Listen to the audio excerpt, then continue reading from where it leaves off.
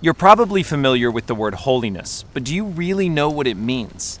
And maybe more importantly, are you willing to radically remove things from your life that are keeping you from holiness?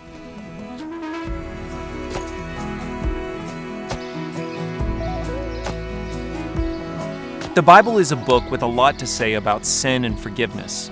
It acknowledges the deep brokenness and the darkness of this world and in our own individual lives.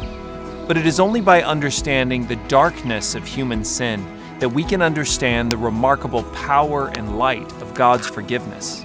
In forgiveness, we learn the true cost of sin and the call to live a holy life. We learn to receive forgiveness, put off sin, and show forgiveness to those who have sinned against us. We learn to pursue true holiness, even in the midst of a broken world.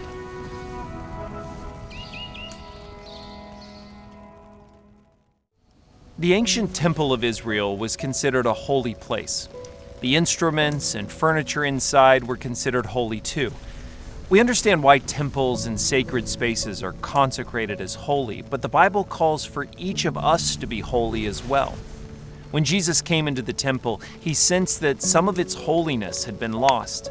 It had been obscured. Everywhere there were merchants selling animals and exchanging money. Jesus, usually reserved in his action, didn't hesitate. He began to turn over their tables and drive them out of the temple. Jesus explained, "The scriptures declare my temple will be called a house of prayer for all nations." To really understand what had Jesus upset, you need to understand the definition of holiness. For something to be holy, it must be set apart. A holy place or object is not holy by its value or construction.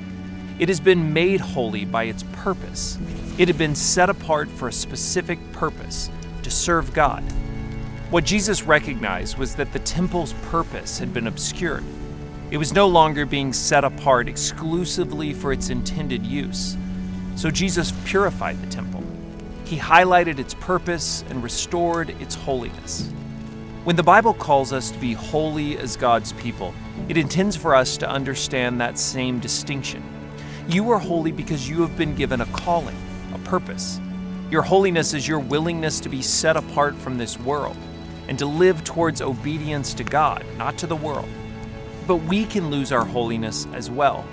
We can lose our purpose. We can forget that we are called to be set apart, and we can slip into imitations of the world's brokenness. Jesus came into the temple to restore its purpose, but Jesus has also come to restore ours. He saves us from sin, but he also calls us to follow him. He calls us to recognize that through his death, he has given us a new way of living, a new calling, a new holy purpose. We too have been set apart, bought by Jesus' death. It's not easy to live set apart, willing to be different. After Jesus had cleared the temple, the religious leaders deepened their resolve to kill him. To live differently in this world is to threaten the way this world works and the way it accumulates power. Living set apart is always a risk. Live differently, and it will cost you something.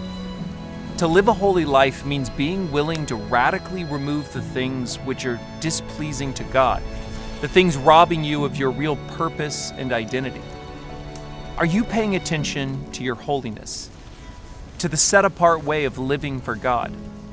Are you protecting what is holy in your life? Does holiness matter to you? Or like the temple, has your life filled up with the commotion and busyness of this world? Are you willing to remove the things holding you back? Are you willing to live holy?